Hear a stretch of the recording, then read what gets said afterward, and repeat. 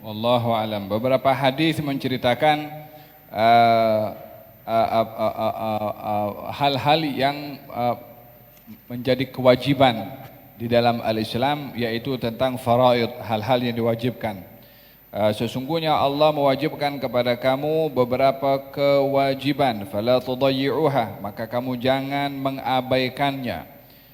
Seperti salat, seperti puasa, seperti zakat, seperti haji, seperti berbakti kepada kedua ibu bapa, seperti silaturrahim.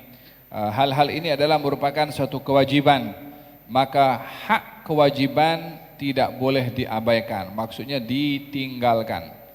Kewajiban ini adalah orang yang melakukannya diberi pahala dan meninggalkannya akan diberi dosa. Ini wajib. Adapun sunnah adalah kalau melakukannya diberi pahala, kalau tidak melakukannya tidak mendapatkan dosa. Yang makruh atau haram melakukannya mendapatkan dosa, meninggalkannya mendapat pahala, lawan daripada wajib.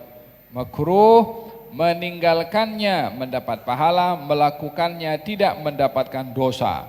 Adapun harus atau mubah, melakukan atau tidak mendapatkan pahala, tidak juga mendapatkan dosa. 5 hukum ini terkait dengan hukum syarak. Wajib atau fardu, sunnah atau mustahab, yang ketiga adalah harus atau mubah, yang keempat adalah makruh, yang kelima adalah haram. Pada hal-hal yang bersifat haram, katanya wahadda hududan, dan Allah itu meletakkan koridor, batasan-batasan yang tak boleh dilanggar, maka fala ta'taduha, kamu jangan melepasinya. Yakni hudud itu umpama batasan, dilarang kita mendekati perbatasan supaya kita tidak melewati atau melepasi, sehingga dengan melepasinya adalah dianggap sebagai satu pelanggaran. Walihada di dalam Al-Qur'anul Karim Allah Subhanahu wa taala ketika melarang manusia untuk berzina, maka dengan mengatakan wala taqrabuz zina, kamu jangan mendekati perzinaan. Bukan dilarang jangan kamu berzina, tapi mendekatinya saja tidak boleh, apalagi melakukannya. Oleh sebab itu dilarang mendekati supaya tak tergelincir untuk melakukan. Apa larangan mendekatinya?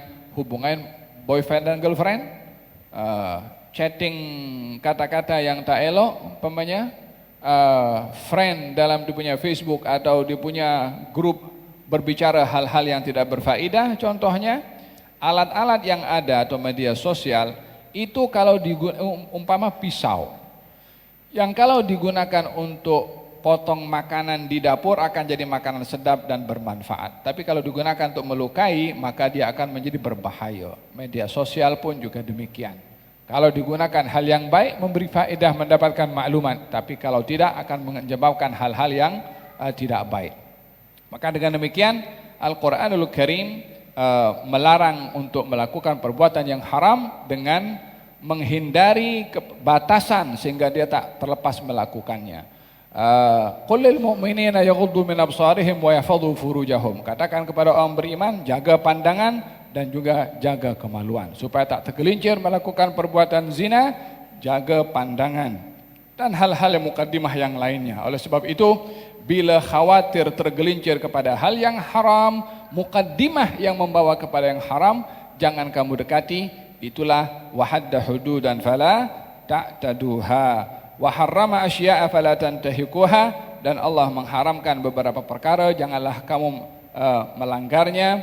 Wa sakata an asya' rahmatan lakum ghairan nisyan, dan Allah diam terhadap beberapa perkara, tidak dijelaskan hukumnya, bukan karena tidak mahu menjelaskan atau karena lupa, akan tetapi rahmat supaya tidak menyusahkan kepada kamu. Fala tabhatsu anha, maka kamu jangan mencarinya. Artinya banyak perkara-perkara yang tidak dijelaskan hukumnya.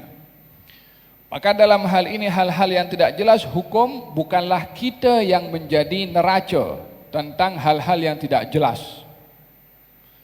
Orang yang tidak tahu riba itu haram. Riba itu haram atau tidak ya? Kalau begitu tak perlu tanya, buat saja. Mana boleh.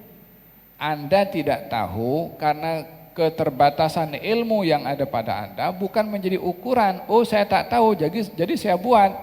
Bukan begitu.